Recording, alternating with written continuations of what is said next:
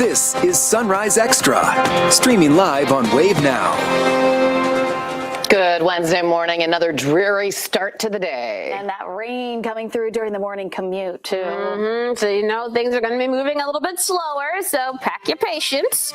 Be kind, right, as we deal with all this rain. And speaking of it, we're looking at the rain coming down on our SkyTrack camera over Spaghetti Junction. So a soggy stretch of the day. Grab the jackets, of course, grab the umbrellas. You will need them. Now, most of the rainfall that we're dealing with this morning is a light to moderate rain. However, we have been seeing some heavier rain at times throughout portions of this morning. We're seeing a few pockets of that near Palmyra, near Jasper, even in the portions of Clark County along 65 right now, and some more of that heavier rain now making its way out of Franklin County. For those of you anywhere right along 64 from Frankfort into the Louisville Metro, you're also seeing some more of these showers in your area. From Bullitt County now into Grayson County, additional scattered showers showing up in those spots too. So for this morning, going to be watching for mainly just rain in our forecast. As we head into later on this afternoon, scattered showers and thunderstorms will be coming our way. Some of those PM storms could be on the stronger side. We're talking about the threat for some damaging wind, some hail, along with the heavy rain. So a lot to keep an eye on for today.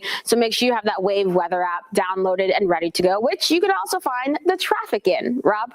Juana, great advice. Thanks so much. Still watching clearing up of a crash that happened about an hour ago. We're talking about Gardner Lane at Colonel Sanders Lane, another slow spot. We're talking about 3rd Street West Broadway near downtown. You can see a little bit of your orange kind of yellow over at the Snyder near Fern Creek off of 150. Those are areas of periodic slowdown because of the rain. Otherwise, things not looking too bad right now. Your traffic camera is just a little kind of gloomy, little rainy conditions out there. So watch your speed and be sure to buckle up. Back over to you. Thank you. New developments overnight. The Israeli military says it had begun broad-scale strikes in Iran's capital of Tehran. And it comes as we start to learn more about the U.S. service members killed so far during fighting. U.S. Army Reserve Command identified 4 of 6 service members killed, and Governor Andy Beshear says they have ties to Fort Knox. The soldiers are Captain Cody Cork, Sergeant First Class Nicola Moore, Sergeant First Class Noah Tegens, and Sergeant Declan Cody. The Pentagon says on Sunday Iran used a drone to strike a tactical operations center in Kuwait where those service members were stationed. And these are new satellite pictures showing the damage. After the attack at the Operations Center, the U.S. has shut its embassies in Saudi Arabia, Kuwait, and Beirut amid drone attacks from Iran. The State Department has also ordered non-emergency personnel in 6 Gulf states to leave the region. And the soldiers killed were assigned to the 1st Theater Sustainment Command. Radcliffe's mayor says that group is a vital part of Fort Knox. Rob Wells has more on the reaction from the community in Hardin County. Rob? Yeah, and Olivia, the command is a standalone headquarters based at Fort Knox, with troops from other home units assigned to support in 9-month rotations. Radcliffe Mayor J.J. Duvall says that being so close to Fort Knox, his town's seen it all. And once again, the close-knit community is sticking together during an emotional time. Duvall says that the town will stay in communication with Fort Knox to see how they can support the mission and the families impacted. He said the military deaths in times of war, they are always tough. It's unfortunate that this hit very close to home. The community has always been there to support and will continue to support, and just saddened by the news of hearing that, and anywhere it happens across the world, something like this happens to any one of our soldiers, but especially here in our community. A military spokesperson adds that some 18 troops have been seriously hurt throughout the U.S. military's operation. Meanwhile, the names of the other 2 U.S. service members killed hasn't yet been released. Of course, we'll keep you posted both on air and online as we learn of any ways to help the families impacted by these huge losses. Olivia, back over to you. Thank you, Rob. The war in Iran has also affected families in the U.S. We talked to Roby Archin, who's from Iran and still has family in Tehran. She shared her perspective about the military strikes and the escalation of war. And as of actually last night, about 6-7 o'clock, I see that area is a jail, and my sister is very close. She's living very close to that area. It's been under lots of attack and lots of, things. And I hate it. I absolutely hate it for the people, innocent people, they're going to be killed because of, and the first and last person fault is that regime. They asked for that, and it was no other choice. Some Americans are stuck in the Middle East as fighting continues. One Indiana man, Ismaila Nadiai, says he's waiting for airports in Dubai to reopen. He landed there Thursday for a business trip and heard the missile strikes from his hotel.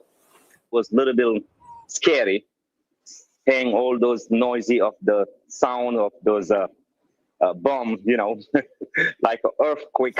I've been coming to Dubai since 2009. I have never experienced something like this.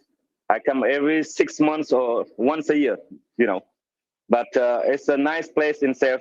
This is just happened randomly.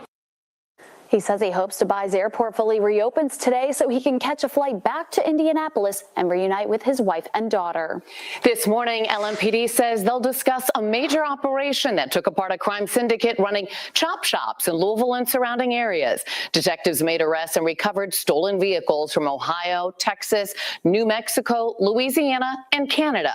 LMPD Chief Paul Humphrey is expected to give an update on the recent operation at 11 a.m. We'll bring you those developments later on Wave News. A neighbor says he saw a man being followed before he was shot and killed in the Portland neighborhood. Metro Police say the man was found before 1:30 a.m. Tuesday near a park on Rowan Street.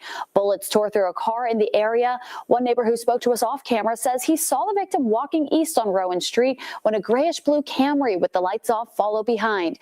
Video he shared with detectives captured 2 rounds of gunshots shortly after the car leaves the frame, matching the police radio traffic. The name of the man killed has not been released yet. There are no known suspects, so if you know anything, call LMPD. New this morning, Jeffersonville City Council is forming a committee to identify where to best allocate opioid settlement funds.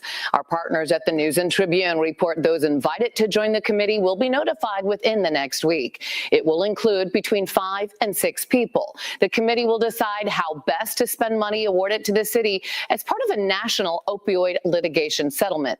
The money can only be used to fund specific programs that address the opioid crisis. Now to a project decades in the making. Metro leaders celebrated the completion of phase 1 of the Riverside expansion project.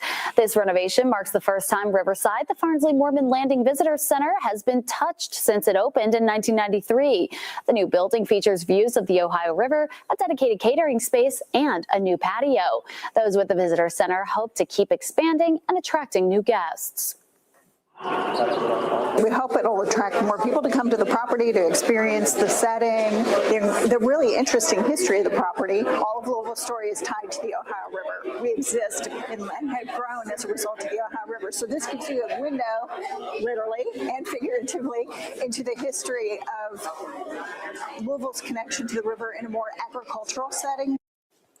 This is phase 1 of the renovation. Phase 2 includes renovating the other side of the building, as well as adding a Riverview gallery with a balcony. Churchill Downs and Woodford Reserve will reveal the Kentucky Derby 152 bottle today. It's happening this morning at 10:30, and representatives from Woodford Reserve, Churchill Downs, and this year's artist will be there. This year's artist is a U of L grad who now lives in Chicago. The reveal will happen at the Turf Club at Churchill Downs. And Wave is your official Kentucky Derby station, giving you exclusive access inside the track. Derby Day now 59 days away.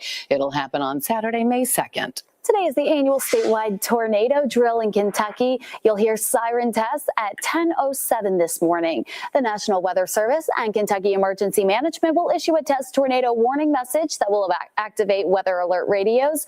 Louisville Metro Emergency Services will be triggering wireless emergency alerts on cell phones around Jefferson County to go along with the siren test. It's all part of Kentucky's Severe Weather Preparedness Week. Yeah, and you'll get an alert too on your phone, so don't be caught off guard. Yes. The weather getting warmer. Maybe you want to spend more time outside. How the Bernheim Forest is preparing to welcome Wave Country to experience its nature next.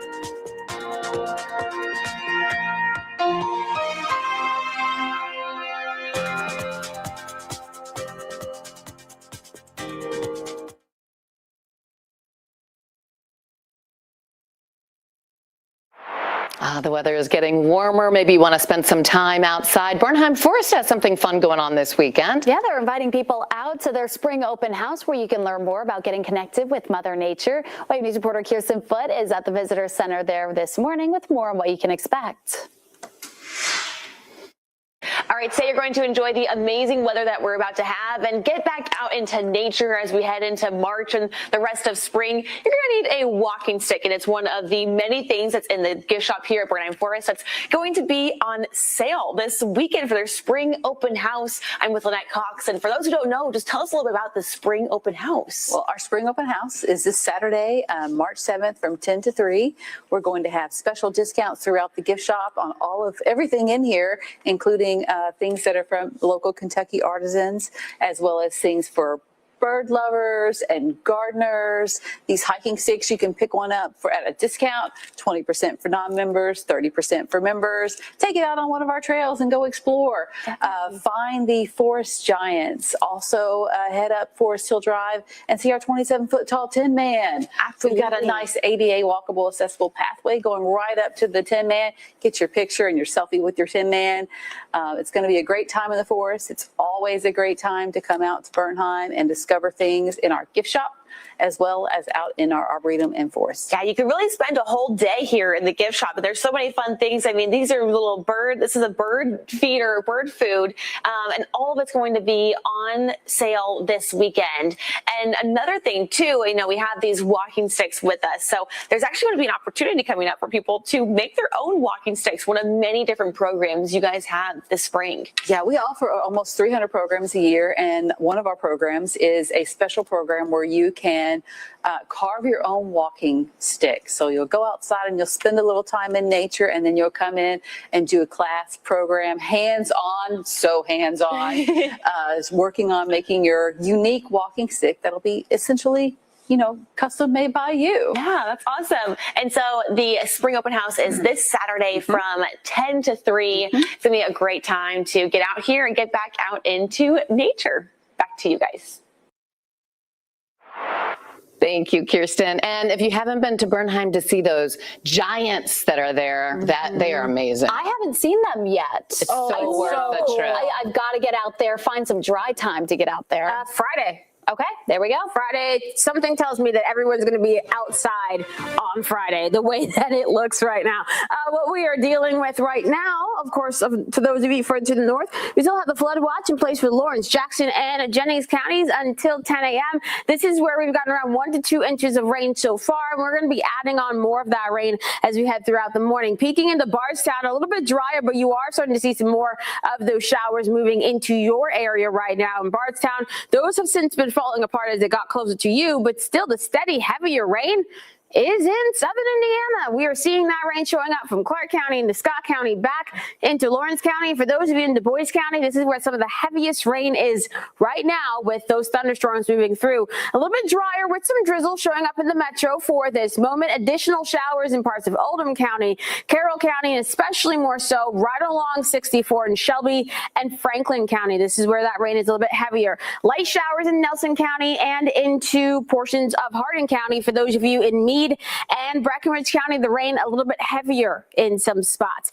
Temperatures for most of us sitting in the 50s. Our warm spot right now, Bardstown, currently at 60 degrees. As we head over the next 12 hours, we'll be watching for more of that rain moving through our region. So that rain is mainly a morning issue. Once we head into the afternoon, we're talking about some scattered showers and thunderstorms in our forecast. So as of right now, we are dealing with quite a few rounds of that rainfall across our region. And once we get into the afternoon hours, we get that dry time trying to show up across our area. This is what's going to allow your temperatures to climb into the upper 60s and the low 70s for highs. Then we head into this evening with that warmth in place that kind of sets up the atmosphere for some stronger storms to be possible, especially if we got some sunshine through those clouds. So for the evening, especially after about 5, 6 o'clock, we'll be watching the radar closely for some of those stronger storms start trying to pop up. Damaging winds, heavy rain, hail will be the main concerns. That rain chance does fade after midnight. So we have that slight risk, that marginal risk, of severe weather across our area. the slight risk off towards our west, but of course the threats will be the heavy rain, that potential for gusty winds, and then for some of you, some hail. Heading into tomorrow, ooh, more rain. Yep, we got that coming our way from the morning into the afternoon into the evening. So a lot to watch for your Thursday. A few of those Thursday storms could be on the stronger side, so we'll watch for that. But Thursday morning's commute could be a very soggy one for the entire area, and we'll watch for more of those showers and thunderstorms through the afternoon, evening, into early on Friday. By the time we wrap things up, we can see around 1 to 3 inches of rain across our region. Then we roll into your Friday. Friday looking to be a dry day, save a few showers earlier in the day. By the afternoon, though, we could be seeing highs in the upper 70s and low 80s. Right now, our forecast high 82 degrees. The current record 78. So we could be really wiping that out on Friday. Now for Saturday, some additional showers and thunderstorms in our forecast. A few of those could be on the stronger side, drying out for portions of your Sunday, then adding back in rain chances by Tuesday and Wednesday of next week. And by next Thursday, we could be talking about some wintry weather trying to show up in our forecast. So a lot to watch over the next 10 days. A little bit of everything there. Just hours ago, Texas State Representative James Tallarico won the Democratic primary for the U.S. Senate in Texas, beating U.S. Representative Jasmine Crockett. Crockett has threatened to take legal action due to a court order related to voting yesterday. Changes made to voting procedures in 2 Texas counties led to a large amount of confusion over where to vote, even causing the county election office website to crash. So a judge intervened, and Democratic voters were given 2 more hours to cast ballots, but the state Supreme Court then ordered that those votes cast during that extended period are to be kept separate. It's not clear if they will count. In another closely watched race on the Republican side of the ballot, incumbent Dan Crenshaw also lost his primary to challenger Steve Toth. All still ahead, a dancer and choreographer from Louisville went on to spend years with the King of Pop and other huge names, and now he's sharing his journey with us here. We'll tell you about his career and how he landed a role next to the King of Pop after the break.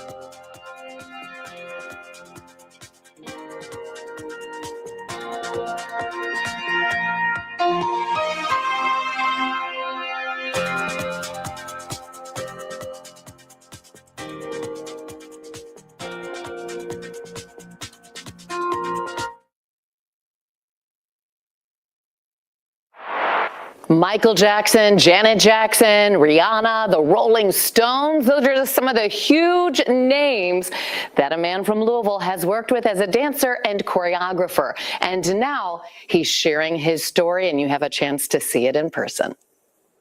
That's the King of Pop. For 23 years, Louisville native Lavelle Smith Jr. worked alongside Michael Jackson as a dancer and choreographer. The relationship started when he auditioned for a video in the late 1980s for an artist whose name was kept secret.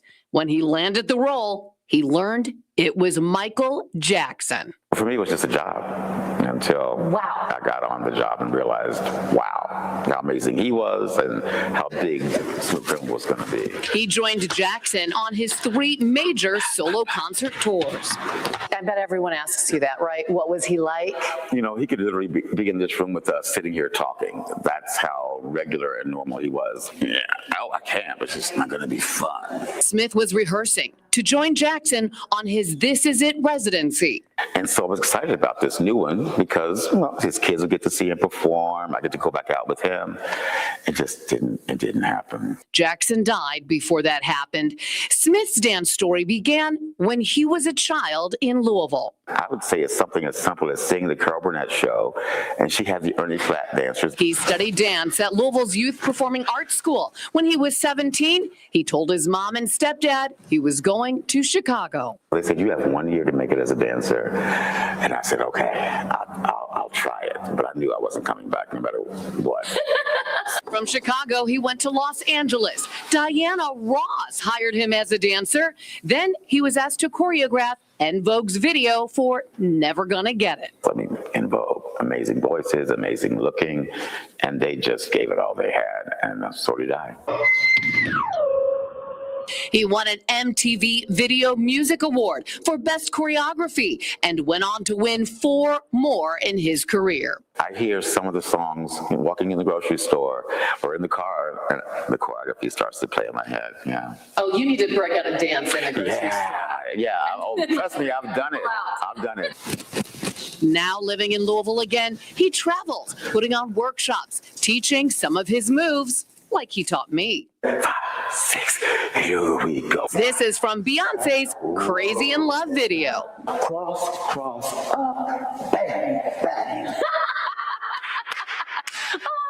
Wonderful job. 5, 6, 7, 8. Now he's teaming up with Kentucky to the World, telling his story through dance and conversation. This is forcing me to really take a step back and look at all the blessings, but they've all been a blessing, so I'm just thankful. We don't want that. And you can learn more about Lavelle tomorrow night during Legacy in Motion. Lavelle Smith's dance journey from Kentucky to pop icons. It's happening at the Kentucky Center for the Performing Arts, and the program starts at 6:30. What an incredible journey there.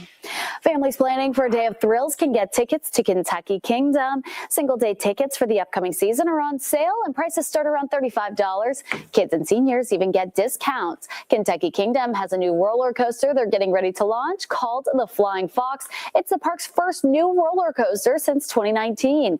Kentucky Kingdom's 2026 season kicks off in about 2 months on May 9th. Hurricane Bay will open when it's a little bit warmer outside on May 23rd. We'll be right back.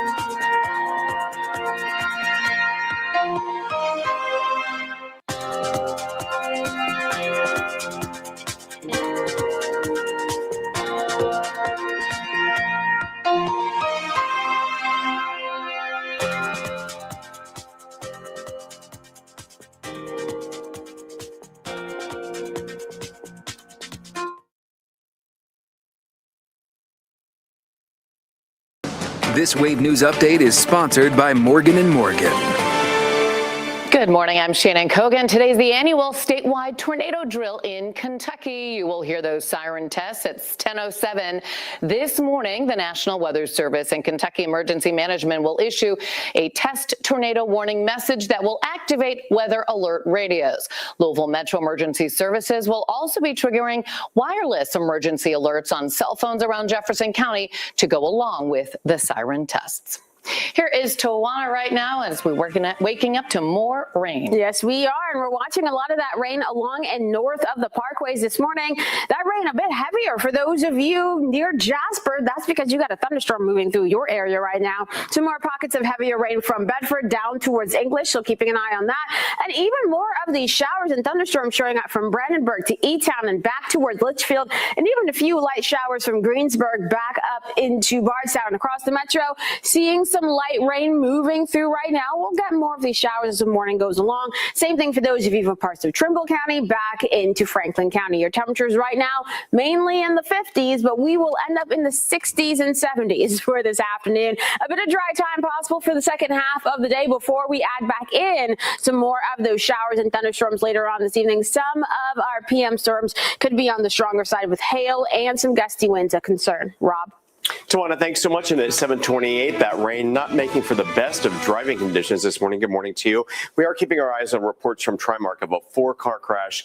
This in the area of 264 westbound at Breckenridge Lane. You can see the traffic really getting bumper to bumper out there and going slow. So certainly watch out. Again, this is 264 west at Breckenridge Lane. Reports of a 4-car crash. No reports of any injuries right now. Otherwise, on the big picture, the outer loop looking pretty good right now. Make sure you give yourself a lot of extra time.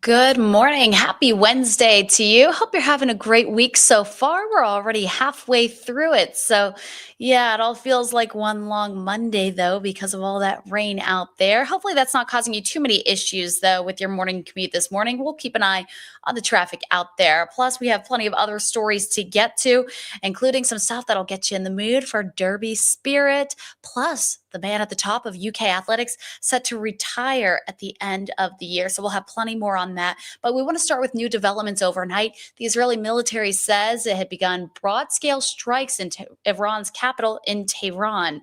It comes as we start to learn more about the U.S. service members who were killed so far during the fighting. U.S. Army Reserve Command identified 4 of 6 service members killed.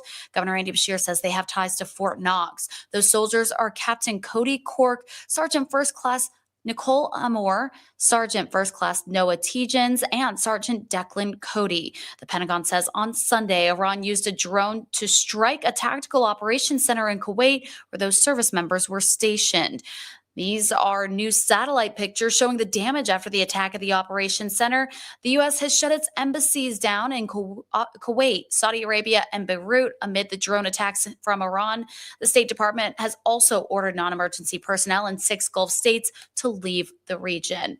But the U.S. soldiers who were killed were assigned to the 1st Theater Sustainment Command.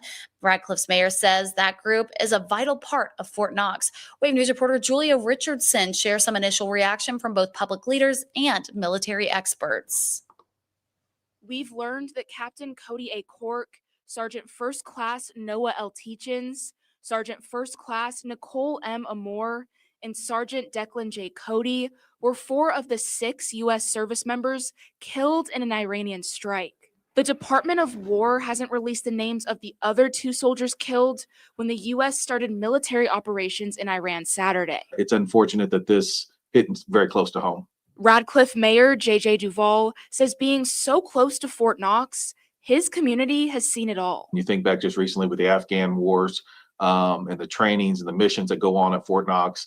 But that doesn't mean it gets any easier. The community has always been there to support and will continue to support, and just saddened by the news of hearing that, and anywhere it happens across the world, something like this happens to any one of our soldiers, but especially here in our community. And as retired Air Force Colonel Barry Gorder tells me, the 6 killed were doing what troops always do at military bases abroad, even if there isn't conflict going on. Kind of their role over there is to make sure that the other servicemen are equipped with the supplies they need to go ahead and go into combat. Now, Duvall says the town will stay in communication with Fort Knox to see how they can support their mission and the families impacted. Gorder says military deaths in times of war are tough, but all decisions are made with Homeland Security in mind. Everybody's going to have a different opinion on it. Our administration thought that the threat of nuclear war and the delivery of those nuclear weapons from Iran had reached a point where we needed to go make a change. Very tough decision. And then and then when we lose service members, it's just tragic. A military spokesperson says 18 troops have also been seriously wounded throughout the U.S. military's operation. In Frankfurt, there's a new push to end the death penalty in Kentucky. State Senators Gerald Neal and Stephen Meredith have introduced a bill eliminating capital punishment throughout the state. Instead of being put to death, those convicted would be imprisoned for life without the possibility of parole or probation.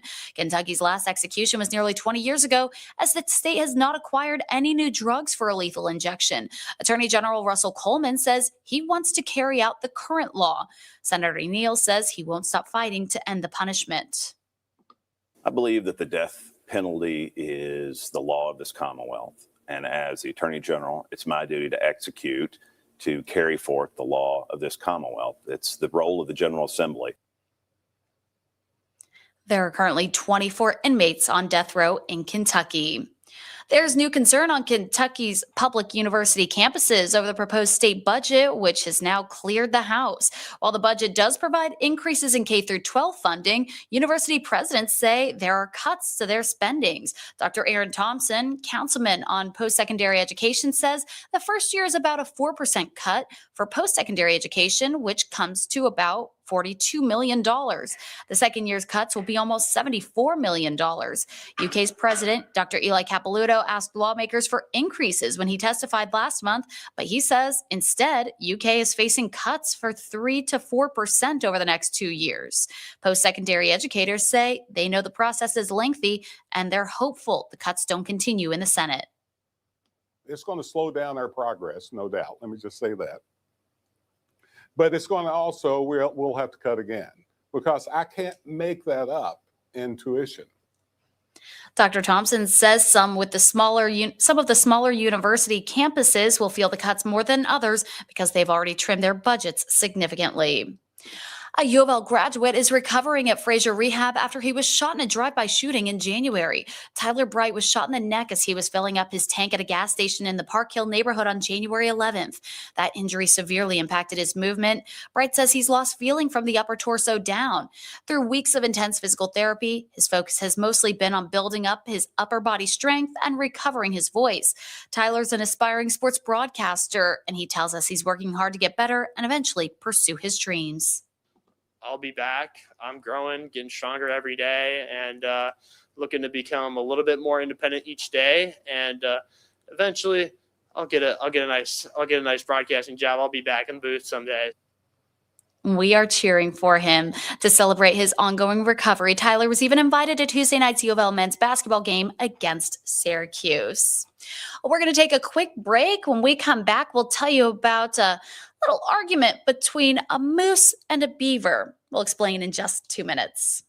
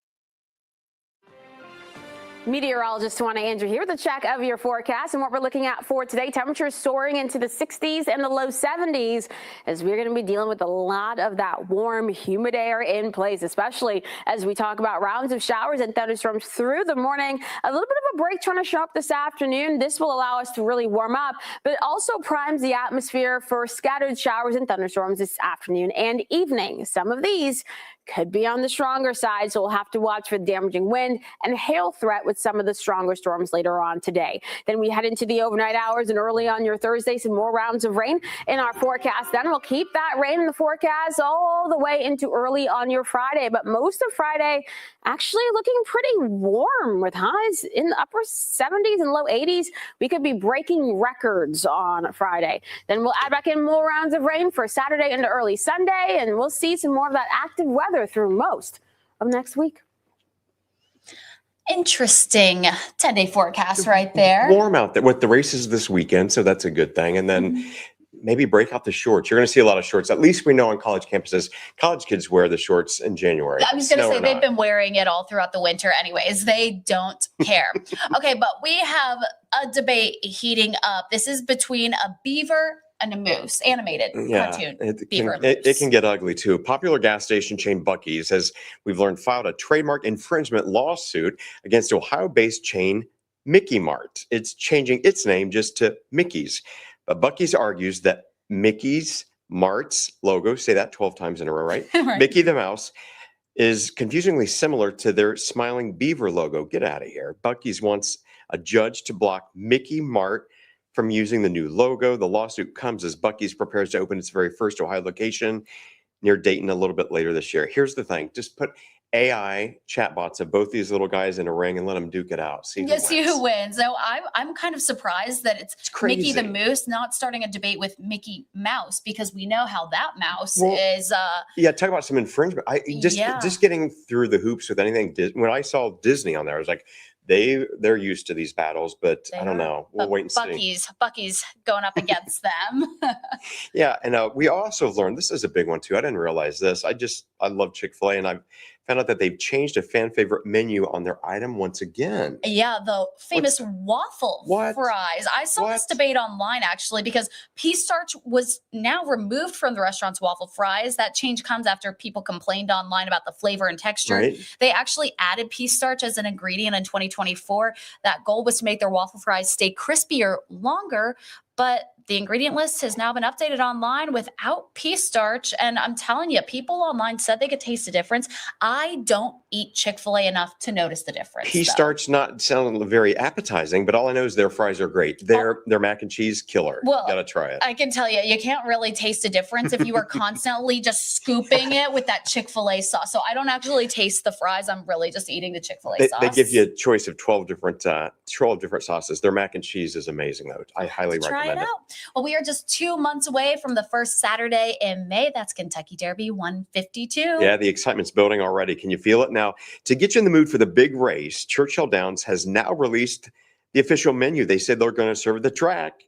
It's let's see here. Hang on, let me get my script up here. Chef Robert Lopez of Levy Restaurants wanted to focus on fresh flavors and seasonal ingredients, with many of the items sourced from local farms. Now, some options include char-grilled short ribs, Kentucky barbecue shrimp, and honey bourbon grilled chicken. Those all sound like winners to me.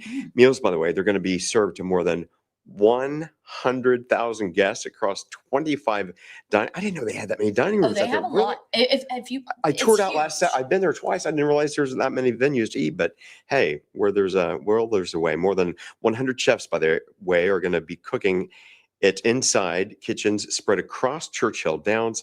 The culinary staff expecting to use some 5,000 pounds of short rib and 6,000 pounds of carrots. Yeah, they're going to have to fight the horses for those carrots. Right, and too. no calorie counting during that time. Just enjoy it. Well, the Kentucky Derby Festival is, on the other hand, inching closer as fans got together for the kickoff party at Pegasus Pin Tuesdays.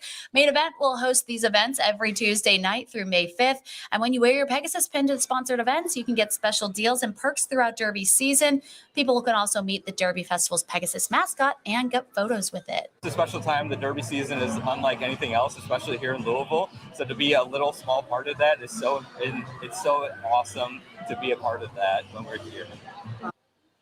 The $7 pins can be found at grocery stores, gas stations, banks, and other stores, as well as online. So make sure you get those, get into all the Kentucky Derby Festival events. Those things are hot items. They are in a lot of. Do you have a collection? You have a I collection. do not collect them because I lose them so often, but they do have some collectors out there. We love that. Okay, looking ahead to Saturday, Louisville City and Racing Louisville will reveal its club's first ever mascots. Yeah, and here's kind of a teaser that they posted on social media. They'll be unveiled at the Muhammad Ali Center, and they'll pay homage to the greatest. I wonder what that could be then. Yeah. Again, here's the teaser that Racing posted online. It looks like some kind of pink fluffy thing out there, but there will be 2 mascots, one for each team, Lou City and then Racing. And that event will be attended by Mayor Craig Greenberg, along with some players and leadership and the new Lou City and Racing Kids Club. So, a lot of speculation out there. Wonder what those could be, especially because they're, paying homage to Muhammad Ali. So What's up with the pink paw? Is that like the great reveal? Is it like Cookie Monster and pink or something? I don't get it. I don't What's know. up with that? It looks cute just from what I can see, though. Is that attached to this or what? But it's like, what's behind my pink furry paw? You'll find out. We'll find out. Okay, well, check this out. Here's a singer from Kentucky has performed his way onto NBC's hit show, The Voice. Do you watch? I've watched occasionally, but now I must because one of our own is on there. Yes, this is Hunter Jordan. He's from Maysville. He taught himself guitar on a $30 instrument, rescued a husky named Fender. That's now his inseparable singing sidekick. And he was raised by a hardworking single mom. He found healing through music, and and have volunteers at a local animal shelter. Seems like a great kid, but you can see in this clip right there, all 3 chairs turned around during his rendition of Billy Currington's Let Me Down Easy. So all 3 coaches, Adam Levine, John Legend, and Kelly Clarkson, he has to choose from all those. Tough choice. Hunter chose Adam to be his coach. I'm sure that's a great choice right there. You can't really lose You with any of can't those see. I figured coaches. I figured he might go with Kelly because she kind of had a little country in her background, a little bit back in the day. It felt like to me, but I'm just happy. And his story with the dog and everything, that's like a book or a deal waiting to be a stage play right there. How And- much more better can you get than that? A husky named Fender too. That's Fender. perfect for a guy who plays guitar. I'm loving that. Best of luck to them. There's so much talent, but you always want to root for the local guy, the local heroes we're going to talk about, and he's got so much ahead of him. We can't wait to see. He's already doing great. Well, we're going to take a quick break. Thank you so much for joining us, Rob. But we're going to be talking about some UK athletics updates. The man at the top of UK athletics, Mitch Barnhart, is going to retire. Good stuff. He actually has a great deal for retirement. I'm kind of jealous. All righty. Stick around. We'll have that coming up next.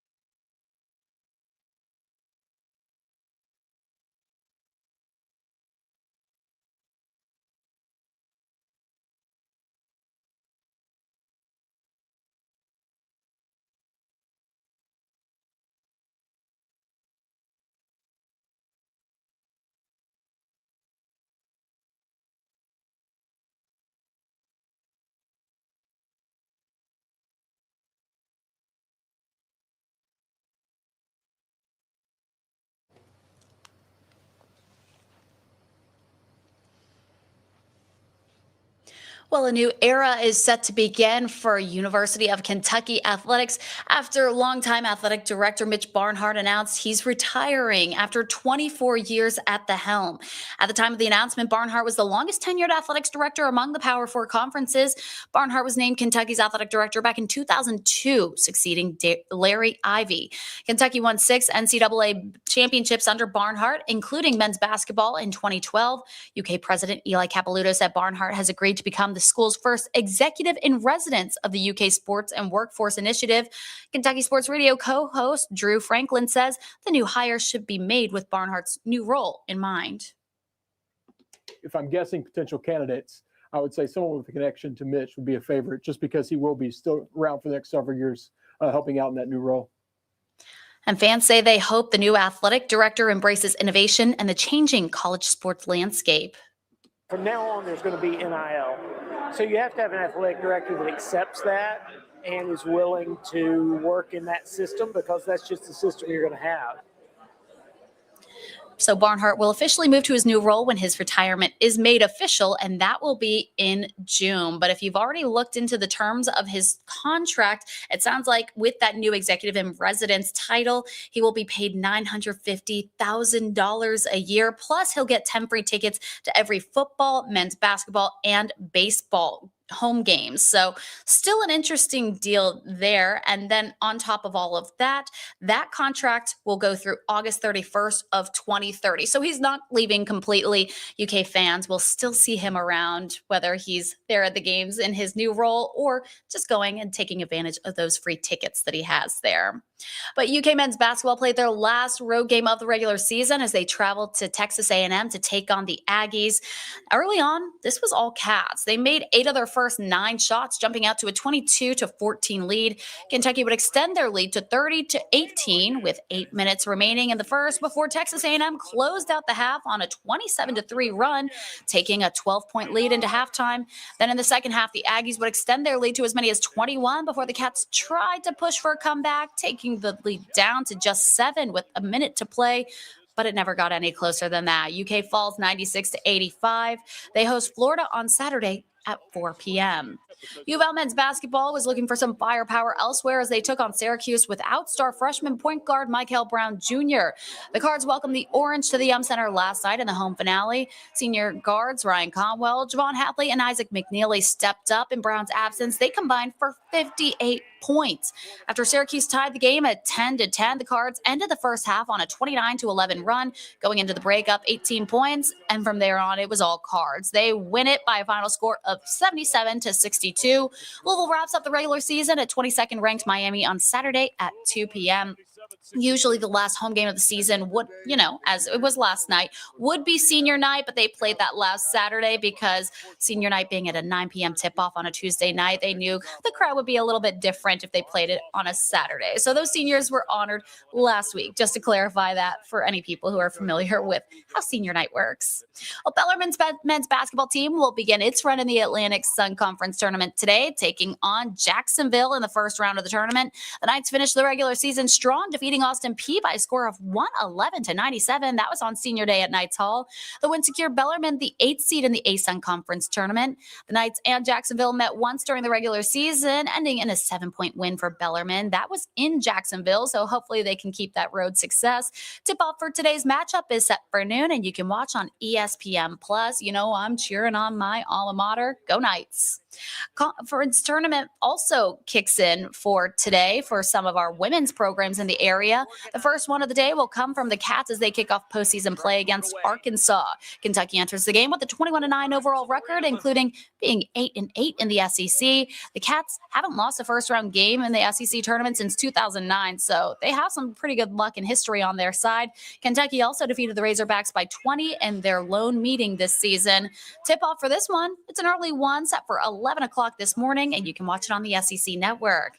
Indiana women's basketball also kicks off postseason play today as a 13th seed in the Big Ten tournament. They start their quest for a Big Ten title against 12-seeded Nebraska. It'll be a tough one here. They've never entered as a 13th seed, and they'll face Nebraska for the first time in the postseason tournament. The Indiana dropped its meeting with Nebraska this year by a final score of 78-73, so it was a close one. There is hope for the Hoosiers here. Tip-off is set for 3:30, and you can watch that game on Peacock. Wishing luck to all of our local teams this week, and it's already exciting because March Madness is here. You never really know what that's going to bring, do you? Well, thanks so much for joining us on this Wednesday edition of Sunrise Extra. I hope you have a great day, and we'll see you back here tomorrow.